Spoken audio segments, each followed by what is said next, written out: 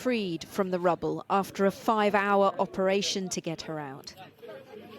This woman had been trapped for 60 hours in a collapsed hotel in Mandalay.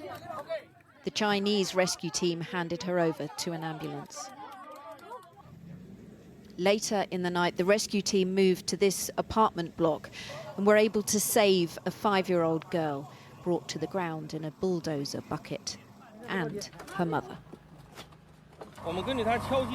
We determined her location based on her knock-in sound, so we required full site silence to better identify the precise demolition depth needed to reach her.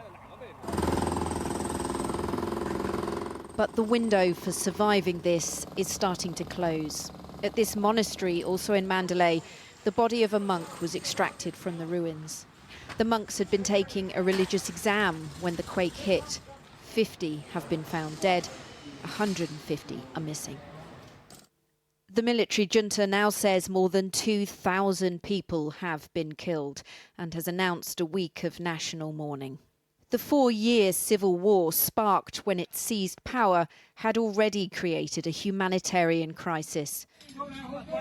Approaching 7 million children live in the regions hit by the earthquake. Save the Children says many are sleeping outdoors at risk of disease and abuse. And the charity questions the decision to cut the UK's foreign aid budget by around $6 billion a year. The British government itself has also said that, by 2027, they, will be seriously reducing their aid package in order to invest in other areas, which includes, I think, defence. But I would say, please, really do think about things carefully and make sure that you put your hand in your governmental pocket and provide support to some of the most vulnerable children after one of the most shocking events that we've seen for years. The UK government has announced it's sending £10 million worth of aid to the earthquake region, including food and water supplies, medicines and shelters. The Myanmar military reportedly carried out airstrikes against the resistance even after the earthquake.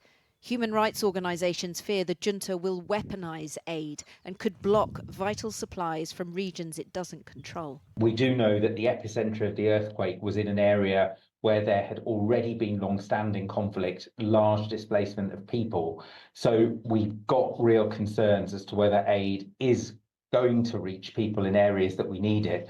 And we are deeply worried that the military government may choose to use the significantly greater need for humanitarian aid and people who need to rely on that as a tool in their ongoing conflict with resistance groups. And that is literally a question of life or death for many, many, many people. The death toll is going to rise because Myanmar is one of the most difficult places in the world for aid organisations to operate. Things were bad before the earthquake, with half the population living below the poverty line.